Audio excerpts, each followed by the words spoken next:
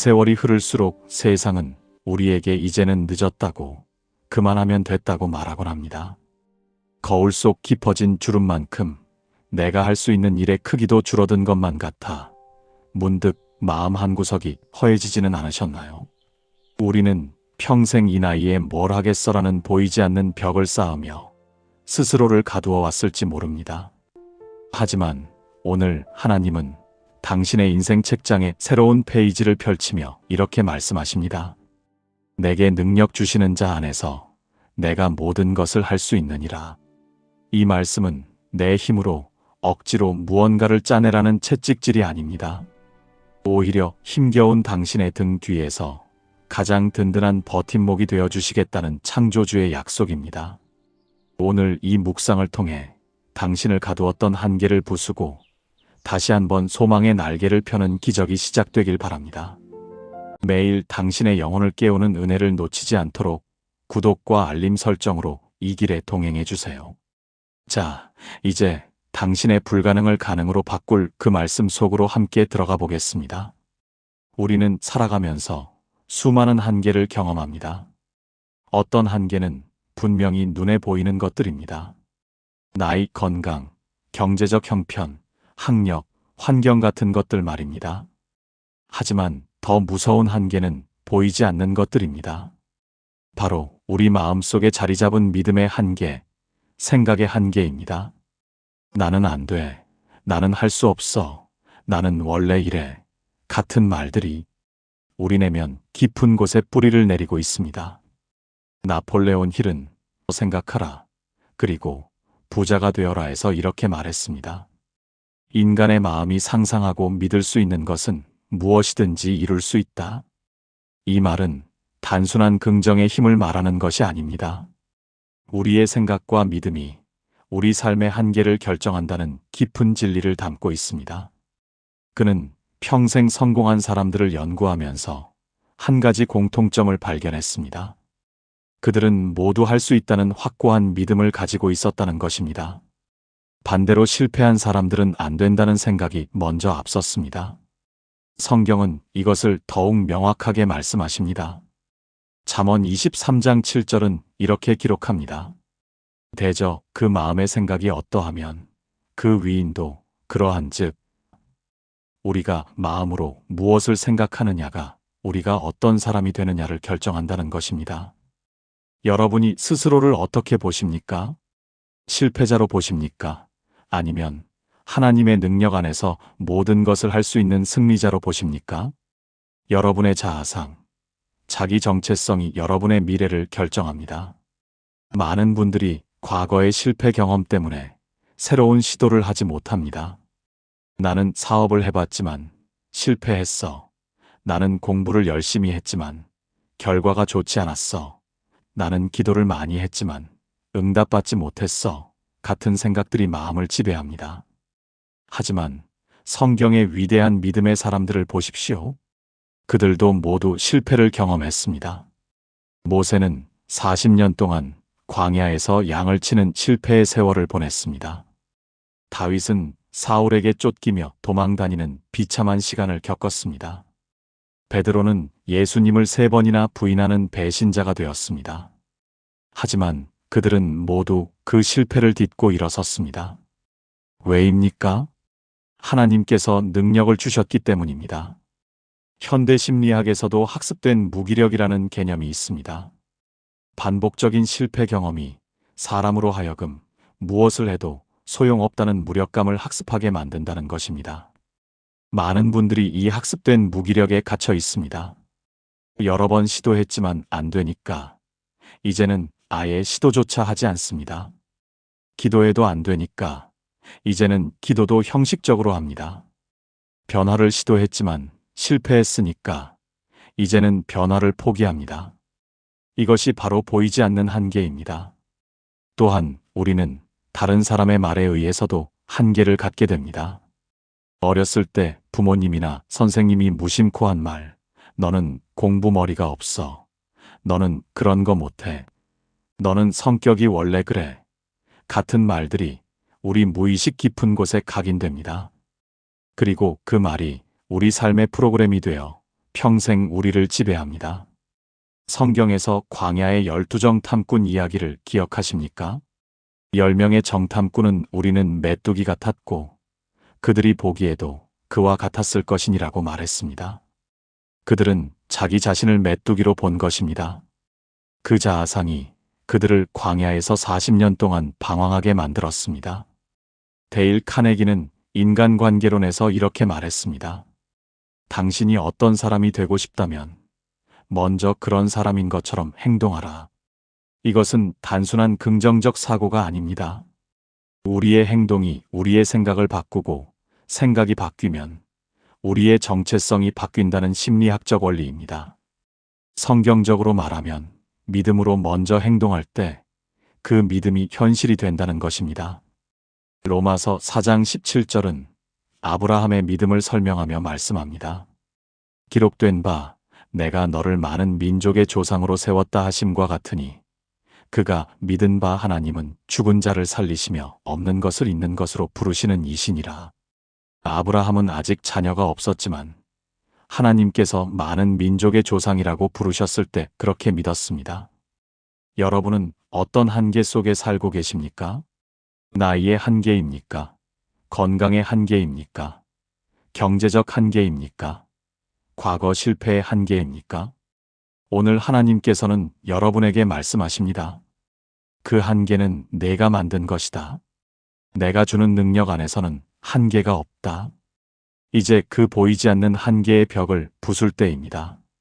빌립보서 4장 13절 말씀을 다시 한번 마음에 새기십시오. 내게 능력 주시는 자 안에서 내가 모든 것을 할 수 있느니라. 이 말씀이 여러분의 마음속에 새겨질 때 여러분을 가두고 있던 모든 한계가 무너지기 시작할 것입니다. 빌립보서 4장 13절 내게 능력 주시는 자 안에서 내가 모든 것을 할 수 있느니라. 이 말씀은 사도 바울이 빌립보 교회에 보낸 편지에 나오는 구절입니다.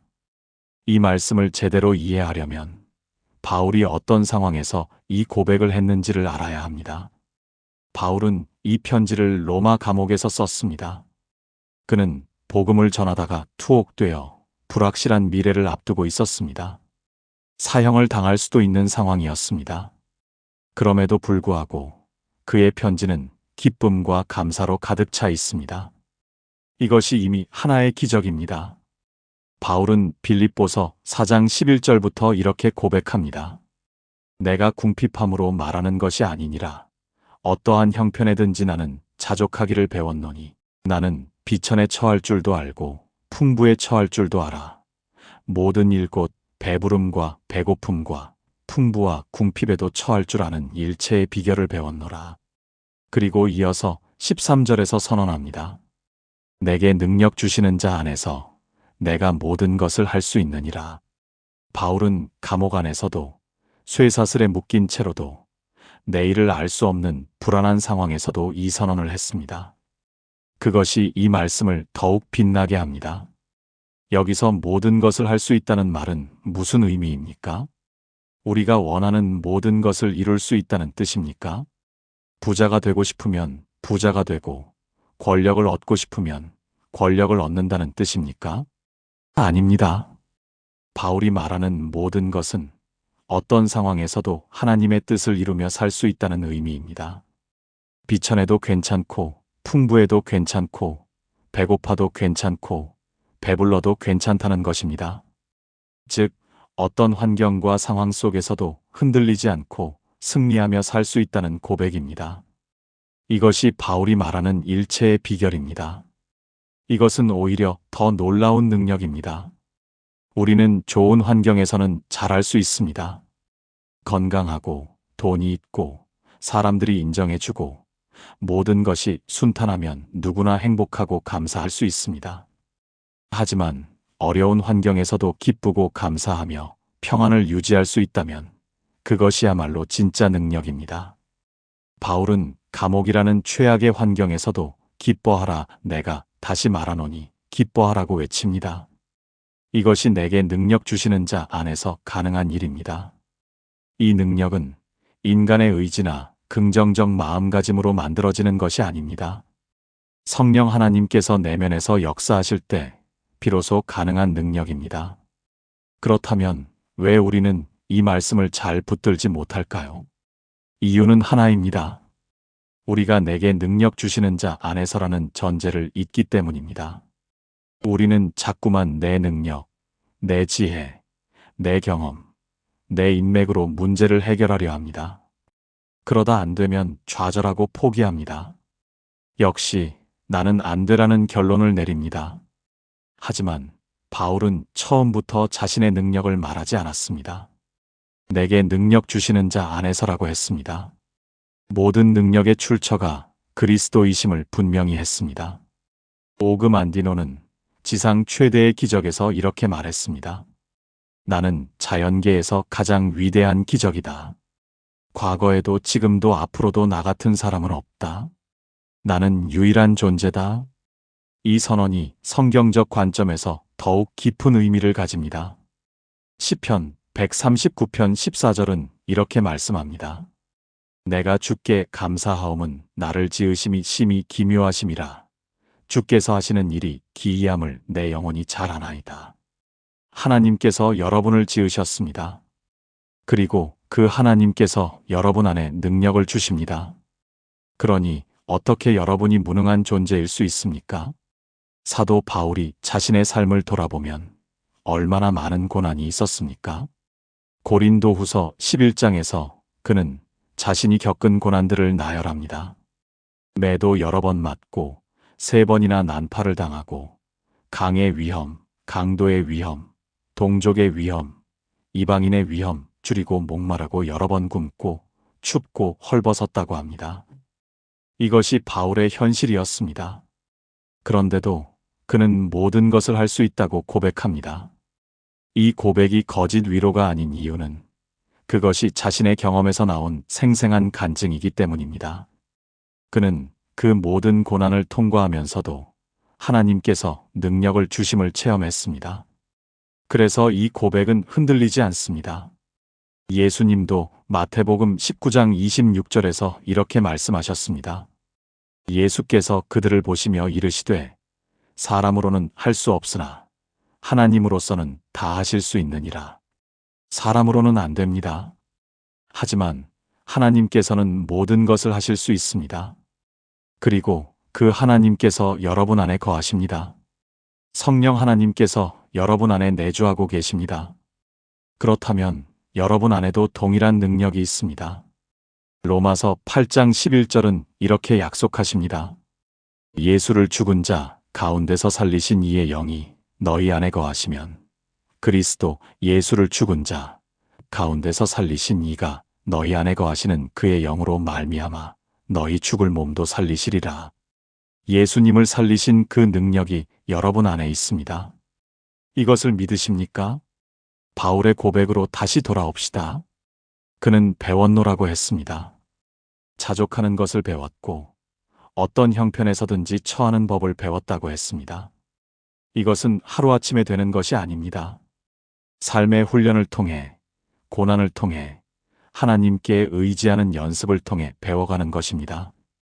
여러분도 지금 그 배움의 과정 가운데 있습니다.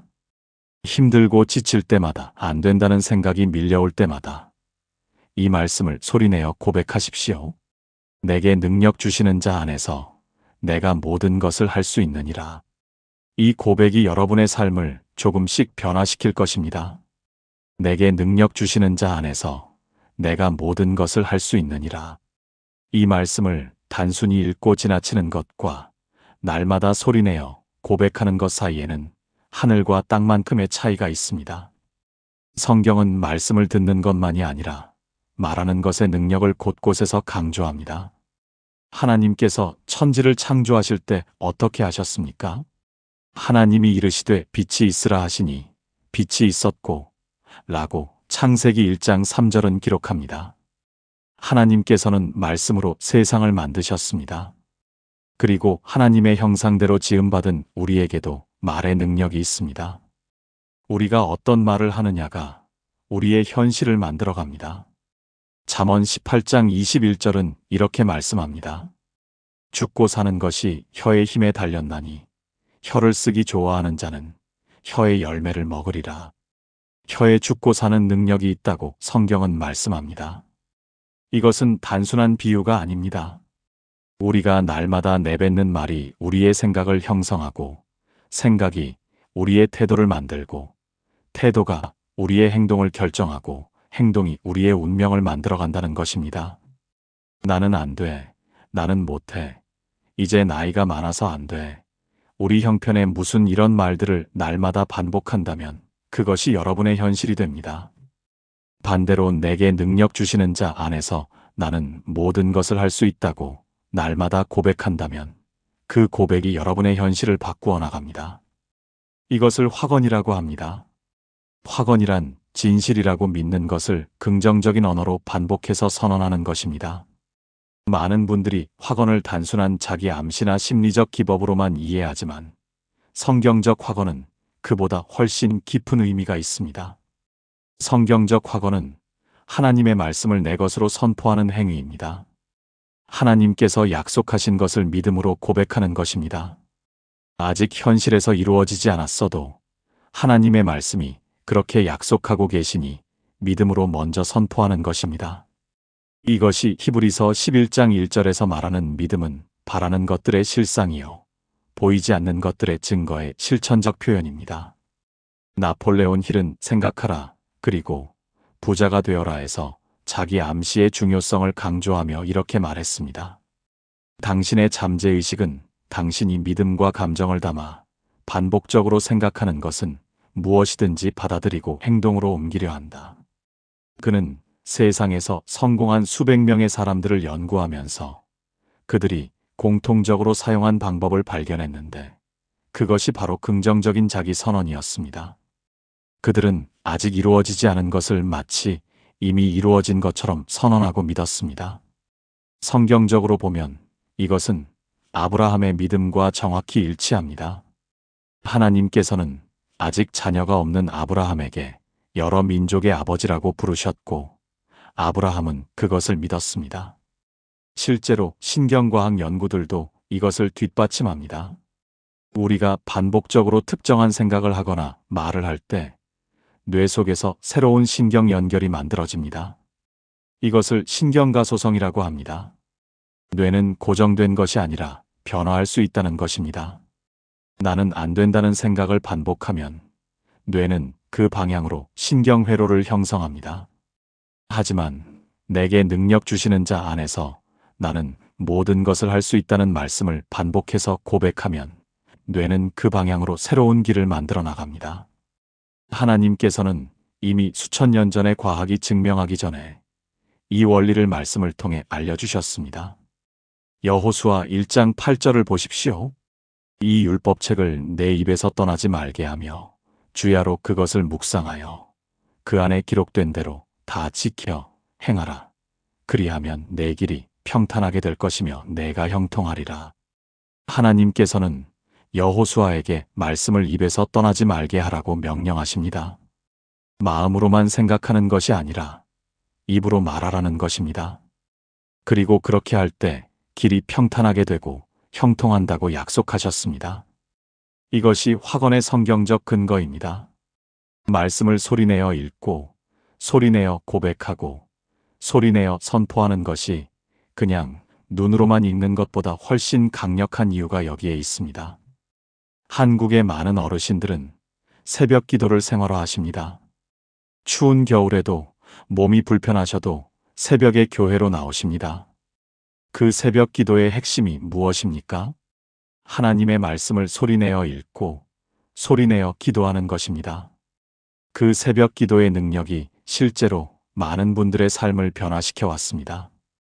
과학적으로 설명하자면 신경가소성의 원리이지만 신앙적으로 설명하자면 하나님의 말씀이 영혼 깊은 곳에 심겨지는 역사입니다.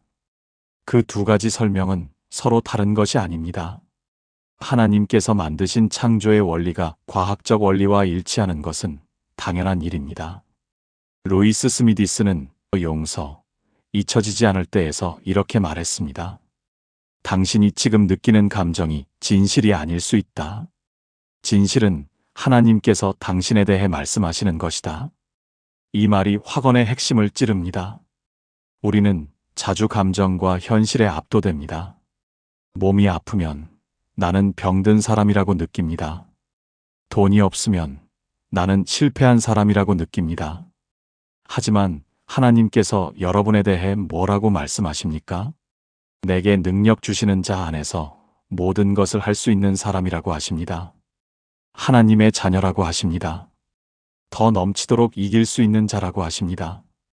여러분의 감정이 말하는 것과 하나님의 말씀이 말하는 것 중 무엇을 선택하시겠습니까? 오늘부터 이 확언을 시작하시기 바랍니다. 아침에 눈을 뜨자마자 침대에서 일어나기 전에 빌립보서 4장 13절을 소리내어 고백하십시오. 내게 능력 주시는 자 안에서 내가 모든 것을 할 수 있느니라. 처음에는 어색할 수 있습니다. 마음이 따라오지 않을 수도 있습니다. 몸이 아프고 마음이 무거운 상황에서 이 말씀을 고백하는 것이 공허하게 느껴질 수도 있습니다. 하지만 계속하십시오. 믿음이 먼저입니다. 감정은 나중에 따라옵니다. 씨앗을 심으면 바로 열매가 나오지 않습니다. 하지만 그 씨앗은 땅 속에서 뿌리를 내리고 있습니다. 여러분이 날마다 고백하는 이 말씀도 마찬가지입니다. 보이지 않는 곳에서 뿌리를 내리고 결국은 삶의 변화라는 열매를 맺을 것입니다. 하나님의 말씀은 결코 헛되이 돌아오지 않습니다. 이사야 55장 11절이 그렇게 약속하십니다. 내 입에서 나가는 말도 이와 같이 헛되이 내게로 되돌아오지 아니하고 나의 기뻐하는 뜻을 이루며 내가 보낸 일에 형통함이니라. 여러분이 날마다 고백하는 이 말씀은 결코 허공에 흩어지지 않습니다. 하나님께서 반드시 그 고백을 붙드시고 이루어 가십니다. 내게 능력 주시는 자 안에서 내가 모든 것을 할 수 있느니라. 이 고백은 모든 것이 잘 풀리고 순탄할 때 하는 고백이 아닙니다. 오히려 이 고백은 가장 힘들고 어두운 순간에 더욱 빛을 발합니다. 우리의 인생을 돌아보면 가장 깊은 성장은 항상 고난의 자리에서 이루어졌습니다. 가장 깊은 기도는 가장 절박한 순간에 나왔습니다. 가장 깊은 믿음은 가장 힘든 시간을 통과하면서 만들어졌습니다. 하나님께서는 고난을 통해 우리를 빚으시고 연단하시고 강하게 만드십니다. 고린도후서 12장 9절에서 하나님께서는 바울에게 이렇게 말씀하셨습니다.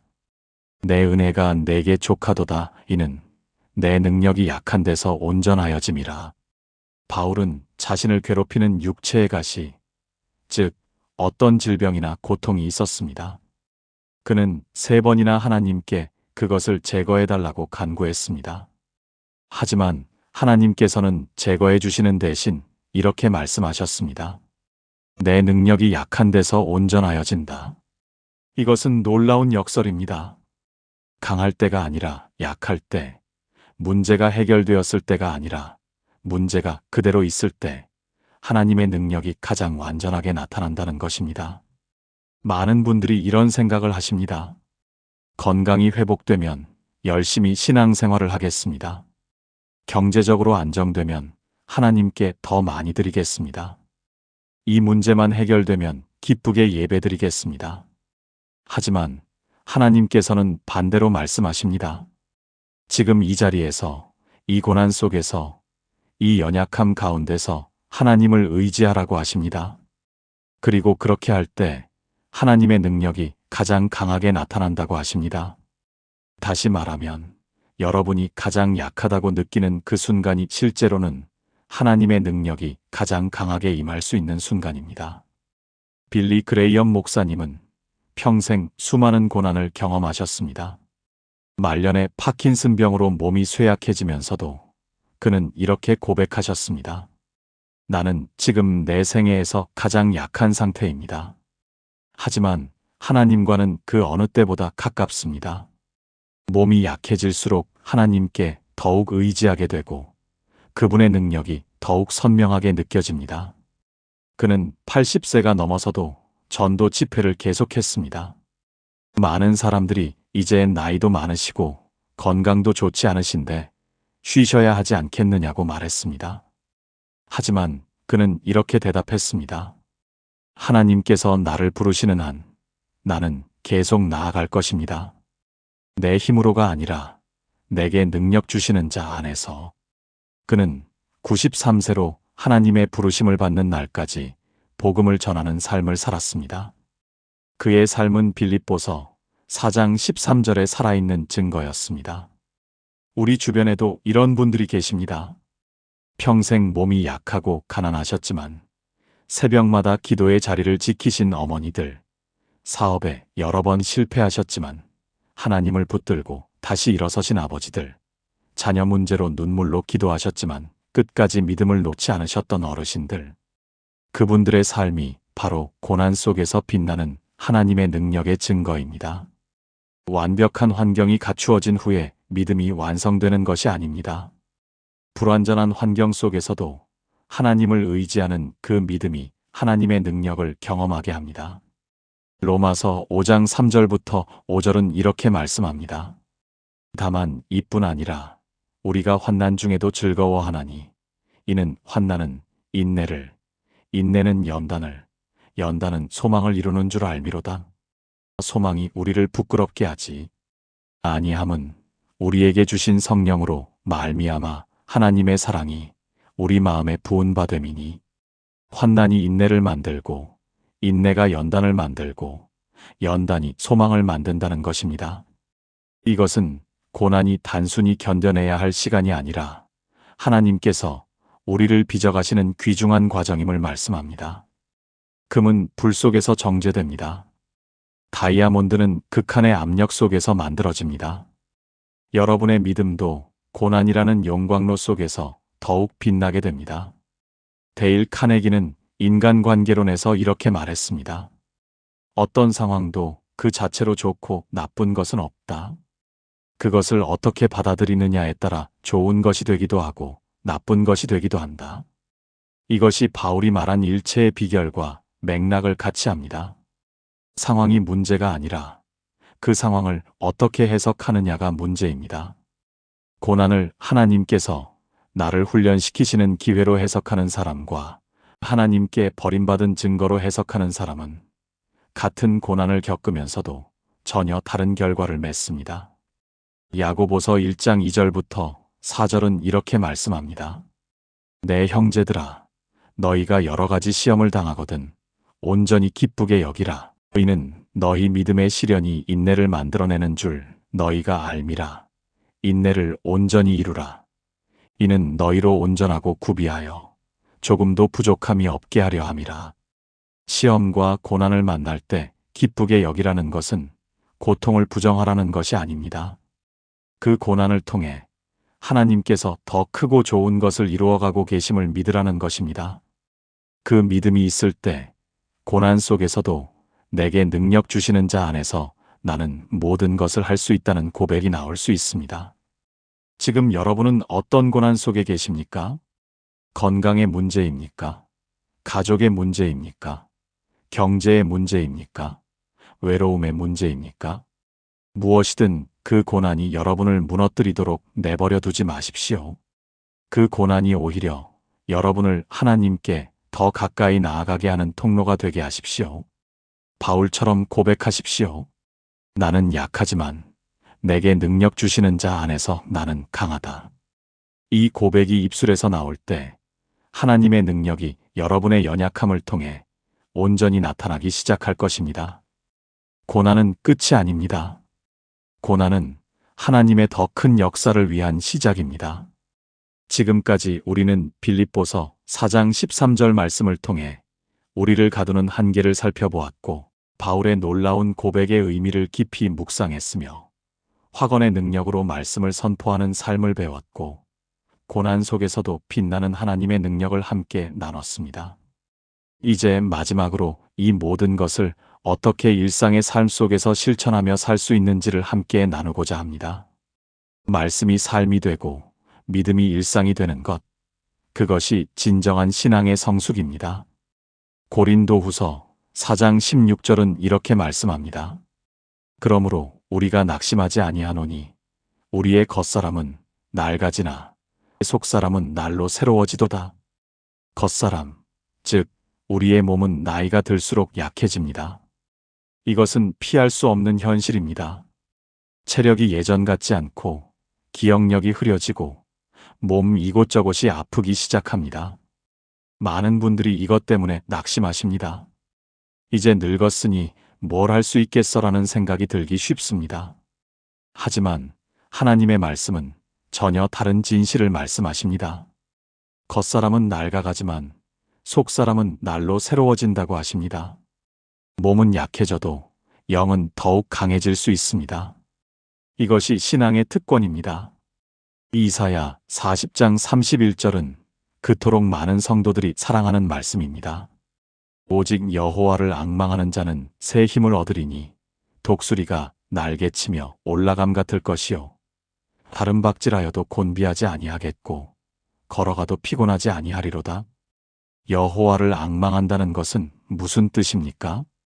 단순히 하나님을 바라보는 것이 아닙니다. 앙망이라는 단어의 원어 히브리어는 카와인데 이것은 간절히 기다리다, 소망을 두다, 줄을 꼬다라는 뜻을 가지고 있습니다. 줄을 꼰다는 것은 내 연약함이라는 줄과 하나님의 능력이라는 줄을 함께 꼬아서 더 강한 줄을 만드는 것과 같습니다. 내 연약함을 하나님께 가져갈 때 하나님의 능력과 결합되어 더욱 강한 힘이 된다는 것입니다. 능력의 삶을 사는 첫 번째 방법은 매일 아침 말씀으로 하루를 시작하는 것입니다. 하루 중 가장 중요한 시간은 아침입니다. 아침에 어떤 생각으로 하루를 시작하느냐가 그 하루 전체의 색깔을 결정합니다. 뉴스를 먼저 보면 불안과 걱정으로 하루를 시작하게 됩니다. 소셜미디어를 먼저 보면 비교와 부족함으로 하루를 시작하게 됩니다. 하지만 하나님의 말씀을 먼저 읽고 내게 능력 주시는 자 안에서 나는 오늘도 모든 것을 할 수 있다고 고백하면 하나님의 능력으로 하루를 시작하게 됩니다. 시편 5편 3절은 이렇게 말씀합니다. 여호와여, 아침에 주께서 나의 소리를 들으시리니 아침에 내가 주께 기도하고 바라리이다. 두 번째 방법은 감사의 훈련입니다. 빌립보서 4장 6절은 이렇게 말씀합니다. 아무것도 염려하지 말고 다만 모든 일에 기도와 간구로 너희 구할 것을 감사함으로 하나님께 아뢰라. 감사함으로 기도하라고 하십니다. 아직 응답받기 전에, 아직 문제가 해결되기 전에 감사함으로 기도하라는 것입니다. 이것이 믿음의 기도입니다. 오금 안디노는 지상 최대의 기적에서 이렇게 말했습니다. 오늘 하루도 살아있다는 것, 그것이 이미 기적이다. 이 기적에 감사할 때 더 많은 기적이 일어난다. 감사는 단순한 예의가 아닙니다. 감사는 하나님의 능력이 더욱 풍성하게 흘러들어오는 통로입니다. 세 번째 방법은 공동체 안에서 신앙을 나누는 것입니다. 히브리서 10장 24절, 25절은 이렇게 말씀합니다. 서로 돌아보아 사랑과 선행을 격려하며 모이기를 패하는 어떤 사람들의 습관과 같이 하지 말고 오직 권하여 그날이 가까움을 볼수록 더욱 그리하자. 함께 모이고 서로 격려하고 서로의 믿음을 세워주는 것이 왜 중요합니까? 혼자서는 약해질 수 있는 믿음이 함께할 때 강해지기 때문입니다. 한 사람이 쓰러질 때 다른 사람이 붙들어줄 수 있기 때문입니다. 전도서 4장 12절은 이렇게 말씀합니다. 한 사람이면 패하겠거니와 두 사람이면 맞설 수 있나니 세 겹줄은 쉽게 끊어지지 아니하느니라. 네 번째 방법은 말씀을 묵상하고 적용하는 삶입니다. 말씀을 읽는 것과 묵상하는 것은 다릅니다. 읽는 것은 눈으로 지나가는 것이지만 묵상은 마음속에서 씹고 소화하는 것입니다. 시편 1편 2절은 복 있는 사람을 이렇게 묘사합니다. 오직 여호와의 율법을 즐거워하여 그의 율법을 주야로 묵상하는도다. 빌립보서 4장 13절 말씀을 그냥 읽고 지나치지 마십시오. 이 말씀이 내 삶의 어떤 부분에 적용되는지를 생각해 보십시오. 내가 지금 한계라고 느끼는 부분이 어디입니까? 그 부분에 이 말씀을 적용하십시오. 그 부분에서도 내게 능력 주시는 자 안에서 나는 할 수 있다고 선포하십시오. 5번째 방법은 작은 순종의 걸음을 내딛는 것입니다. 믿음은 행동으로 증명됩니다. 야고보서 2장 26절은 말씀합니다.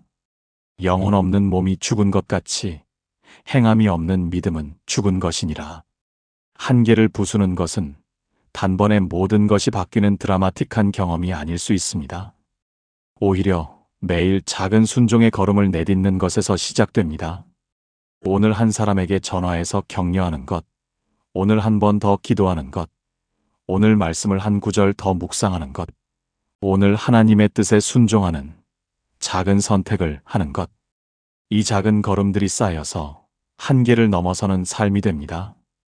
여러분, 능력의 삶은 특별한 사람만을 위한 것이 아닙니다. 내게 능력 주시는 자 안에서라고 할 때에 내는 바울만이 아닙니다. 예수 그리스도를 믿는 모든 성도들이 다 포함됩니다. 하나님께서는 여러분에게도 동일하게 능력을 주십니다. 나이가 많다고 예외가 아닙니다. 몸이 약하다고 예외가 아닙니다. 형편이 어렵다고 예외가 아닙니다. 하나님께서는 그 모든 상황 속에서도 여러분에게 능력을 주시기 원하십니다. 날마다 아침에 눈을 뜰 때 이 말씀을 고백하십시오. 내게 능력 주시는 자 안에서 나는 오늘도 모든 것을 할 수 있습니다. 이 고백이 날마다 새로워지는 삶의 시작입니다. 하나님께서는 오늘도 여러분과 함께 하시며 능력을 주시기 위해 기다리고 계십니다. 사랑하는 성도 여러분, 오늘 우리는 빌립보서 4장 13절의 말씀 앞에 함께 섰습니다. 내게 능력 주시는 자 안에서 내가 모든 것을 할 수 있느니라. 이 말씀은 어제도 오늘도 내일도 변함없는 하나님의 약속입니다. 여러분이 어떤 한계 앞에 서 있든지 어떤 고난을 통과하고 있든지 이 말씀을 붙드십시오. 하나님께서는 여러분을 포기하지 않으셨습니다. 아직 여러분에게 하실 일이 남아 있습니다. 날마다 이 말씀을 고백하며 한 걸음씩 나아가십시오. 능력 주시는 그리스도 안에서 여러분의 남은 생애가 더욱 아름답고 풍성하게 펼쳐지기를 주님의 이름으로 축복합니다.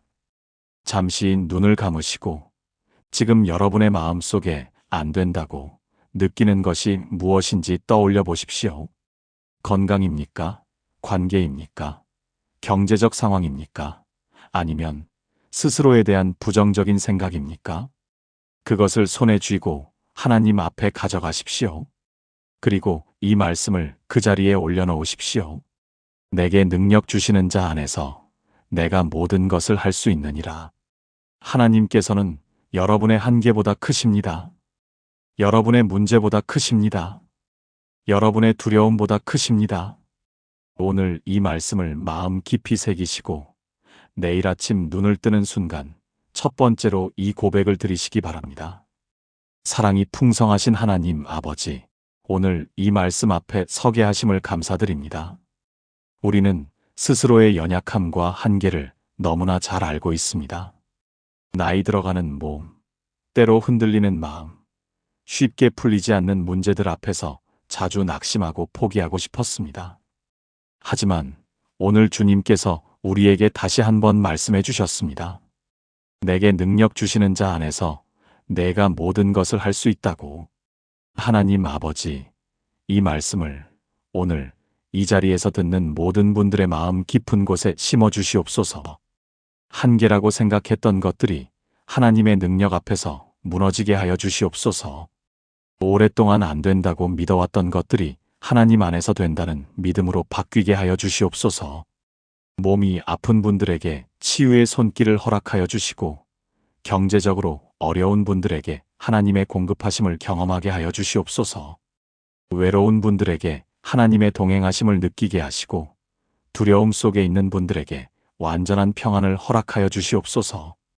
가족 때문에 눈물 흘리는 분들의 기도를 들어주시고 인생의 갈림길에서 방황하는 분들에게 분명한 길을 보여주시옵소서.